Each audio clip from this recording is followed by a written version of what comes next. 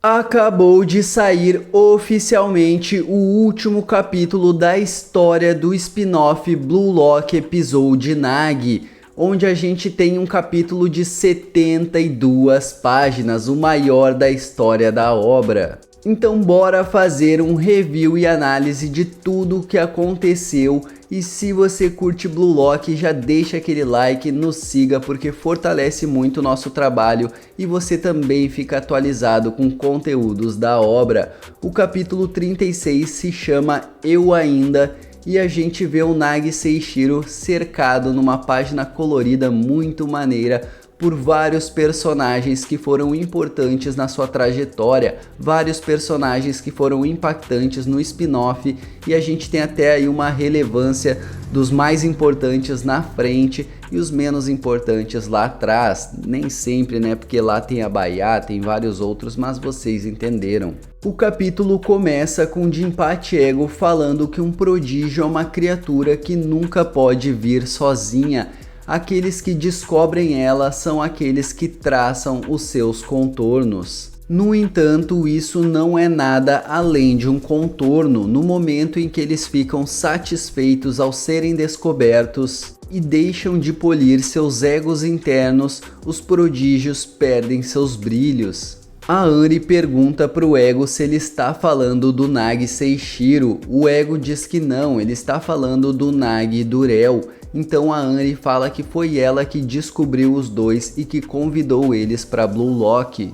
Os melhores egoístas do mundo, ela acredita que o Nagi e o Urel se encaixam nesse ideal, então pede para que por favor o Jinpachi Ego guie eles até que eles se tornem os melhores, e ainda chama ele de diretor. Só que o Jinpachi Ego meio que desconversa dizendo para ela: tá, mas e agora? Você não tem algo pior para se preocupar? E aponta para o telão enquanto ela escuta um alarme. E no telão eles se deparam com um Bátira correndo só de cuequinha com vários cartões, dando risada enquanto os outros estão tentando pegar ele, dizendo volte aqui. O Bátira pensando: qual time vocês vão escolher? Eu posso decidir por vocês. O Barou então fala pro baixinho Jinkiora pegar o Bátira, enquanto a gente vê que os dois estão atirando sabonete, vassouras, e o Bátira desviou disso dizendo: eu estou bem aqui, vocês erraram.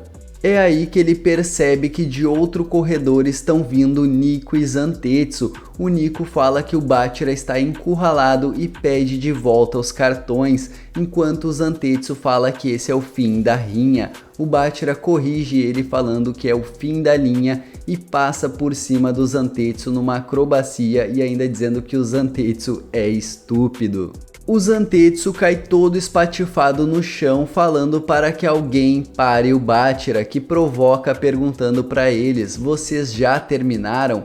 Vamos brincar mais de pega-pega. Só que ele percebe que tem uma porta falando pare na sua frente, está fechada, e assim ele se liga que é o fim da linha. É aí que surge o Urel de uma porta lateral e pergunta o que eles estão fazendo. O Bátira só pergunta pro Urel: essa porta sempre esteve aí? E o Urel diz que acha que eles fecharam ela mais cedo. É uma passagem que conecta a sala do top 6. Eles foram isolados para não ter contato com os outros garotos antes dos testes. O Bátira diz que entendeu e assim a gente vê o Nico e o Barou chegando falando pro Urel parar o Bátira. E obviamente o Urel fica sem reação, ele não faz nada, ele não para o Bátira porque ele nem sabia o que estava acontecendo. Ele só vê o Bátira pulando na parede, chegando na tubulação e ainda diz que o Bátira é um macaquinho, enquanto o Bátira provoca os outros garotos falando: venham me pegar aqui. Só que claro que eles não vão atrás. O Nico então fala que o Bátira fugiu, o Kiora se pergunta onde aquela tubulação chega. O Zantetsu do nada se acoca e faz um barulho, enquanto o Barou fala para que eles parem de tagarelar e vão encontrá-lo. Assim, o Nico fala pro Urel que da próxima vez que ele ver o Bátira é para ele pegar o garoto, porque eles precisam recuperar os seus cartões. O Barou, então muito irritado, fala pro Jin Qiora ir para aquele caminho. O Zantetsu tenta ir em direção àquela porta fechada, enquanto o Nico fala que o Zantetsu tem que ir pro outro lado, porque aquela porta não vai abrir. O Rel então comemora que ele ainda tá com seu cartão, tá tudo seguro, e acaba lembrando das palavras do Jinpachi Ego, que ele tem que decidir por si mesmo qual time ele vai se aliar. E ao observar com atenção o time C onde está o Nagi Seishiro, o Rel se pergunta qual é a escolha certa, o que o seu ego quer. Então vamos à sala de treinamento do top 6, onde vemos Yukimiya e Nagi treinando ainda. O Nagi, tentando acompanhar o Yukimiya, pensa que ele é estupidamente rápido, então o Yukimiya pensa que por hoje já chega de treinamento, ele não quer ficar cansado para o teste de amanhã. Além disso, ele já está exausto de ter que lidar com aqueles dois, o Karasu e o Otoya. O Otoya então pergunta se o Yukimiya chamou por eles, enquanto o Karasu fala que eles estão exaustos de ter que lidar com o 4 olhos sensitivo, enquanto o Yukimiya ali fala que eles são descontraídos demais e estar com eles faz parecer que os sentidos dele estão ficando aborrecidos. O Karasu, sentindo a provocação, fala que se isso é verdade, então isso é tudo que o ego do Yukimiya está valendo, e fala para ele não agir como se ele pudesse ver a resolução dos outros. O Otoya fala que descontraído é um elogio para ele, ele gosta de uma diversão mais fácil, esse é o seu ideal. O Yukimiya então fala, é por isso que eu sou diferente de vocês, e o Karasu responde, é por isso que você é um saco. Então o Yukimiya fala de forma irônica, não é como se eu fosse querer brigar com você, eu sou um adulto e lido com as coisas de forma pacífica. O Karasu meio que concorda também de forma irônica e fala que não liga para uma pessoa como o Yukimiya. Então o Nagi percebe que o top 6 realmente é uma coleção de egos fortes.